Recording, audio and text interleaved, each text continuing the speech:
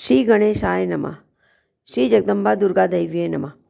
अंतस यात्रा की इस कड़ी में आज वर्तमान में हो रही हिजाब पर सियासत व किसी नेता के वक्तव्य कि लक्ष्मण जी ने सीता माता को देखा ही नहीं था, वह सीता माता पर्दा करती थी, यही विषय लिया गया है। आज हिजाब पर सियासत हो रही है। ये मुद्दा कर्नाटक से होता हुआ अब उत्तर प्रदेश में आ चुका है।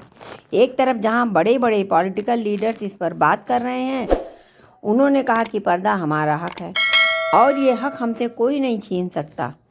ठीक है, पर्दा उनका हक है तो वह पर्दा करें, लेकिन हमारे हिंदू धर्म ग्रंथों की सच्चाई से तो ना छेड़छाड़ करें। सीता हरण के बाद जब किष्किंधा में सुग्रीव ने श्री लक्ष्मण जी को सीता माँ के द्वारा नीचे गिराए गए आभूषणों में माँ के कर्णफूल दिखाते हुए पहचानने को कहा। रामायण के किष्किंधा कांड के एक प्रसंग में यही उल्लेख मिलता है कि जब देवी सीता का रावण ने हरण कर लिया तो देवी सीता ने अपने आभूषण साड़ी के पल्लू में बांधकर फेंक दिया।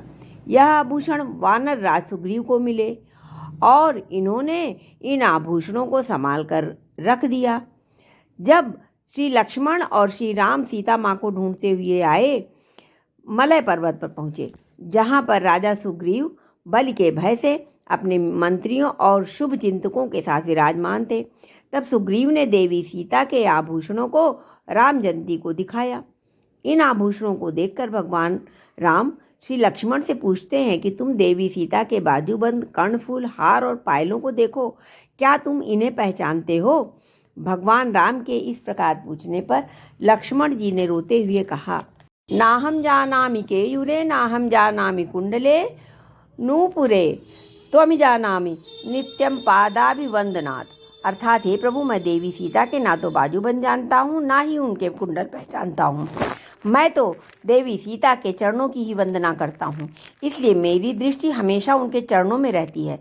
इसलिए मैं केवल उनके चरणों में पहने रहने वाले नूपुर को ही पहचानता हूँ। लक्ष्मण जी की इन बातों को सुनकर भगवान श्री राम के आंखों में आंसू छलक आते हैं और वो लक्ष्मण जी को गले लगाकर रोने लगते हैं। दरअसल हमारे रामायण में भाभी को माता के समान स्थान दिया गया है और बताया गया है कि देवर पुत्र के समान होता है। देवी सीता और लक्ष्मण जी इन आदर्शों का पालन करते हैं। उनके बीच कभी कोई पर्दा नहीं था। हाँ, श्री लक्ष्मण जी भाभी को इज्जत देते हुए हमेशा उनकी चरणों की वंदना करते थे। हमारे किसी भी ग्रंथ में घूंघट का पर्दा कहीं नहीं है। तो कहने का ये मतलब है कि माता सीता पर्दा नहीं करती थी, वरन देवर लक्ष्मण ने माता सीता को आदर देते हुए कभी भी बराबर नज़र उठाकर देखा भी नहीं।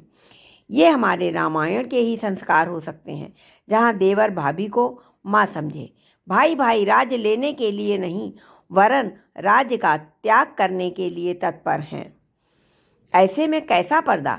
लंका में भी माँ सीता ने क्रूर रावण के सामने भी पर्दा नहीं, वरन एक तिनके की ओट से ही अपनी बात कही। ऐसा कहते हुए, इस प्रसंग को बताते हुए बाबा तुलसीदास जी ने लिखा भी है कि तृण धरी ओट कहत वै देही सुमिर अवधपति परम स्नेही।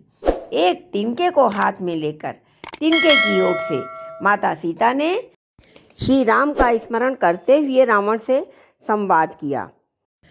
तिनके का प्रसंग भी अपने आप में अनूठा है। इसको हम अपने अगले वीडियो में बताएंगे। माता सीता चाहती तो रावण को तुरंत भस्म कर सकती थीं।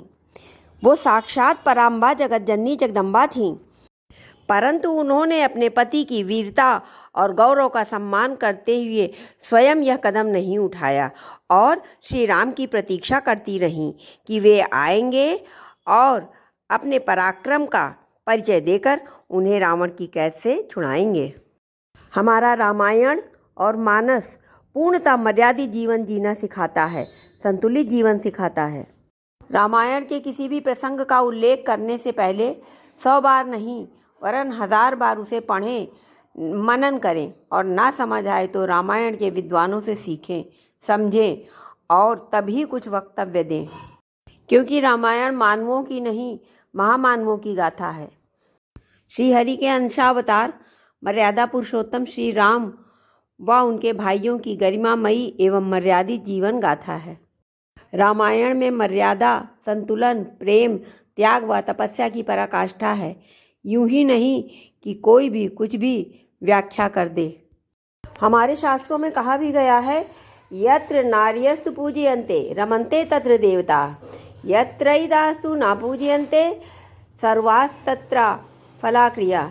अर्थात जहाँ स्त्रियों की पूजा होती है वहाँ देवता निवास करते हैं, और जहाँ स्त्रियों की पूजा नहीं होती है, उनका सम्मान नहीं होता है, वहाँ किए गए समस्त अच्छे कर्म निष्फल हो जाते हैं। कोई भी कुदृष्टि उन्हें छू नहीं सकती है। जहाँ दृष्टि पवित्र हो, निगाहें साफ हों, वहाँ घूंघट या पर्दे की कोई आवश्यकता नहीं होती है। और अगर किसी की कुदृष्टि पड़ी भी तो रावण की तरह उसका विनाश निश्चित है। आज हम में से प्रत्येक को, खास तौर पर हमारे युवा वर्ग को, हमारे सभी धर्म ग्रंथों को पढ़ने व समझने की ज़रूरत है। नहीं तो वेदों की तरह इनकी भी मूल प्रतिलिपियां नहीं मिलेंगी और कोई भी आकर कुछ भी व्याख्या कर देगा, क्योंकि हमने तो इन्हें पढ़ा ही नहीं है, हमें तो कुछ पता ही नहीं होगा। विचार अवश्य करें। जय श्री राम।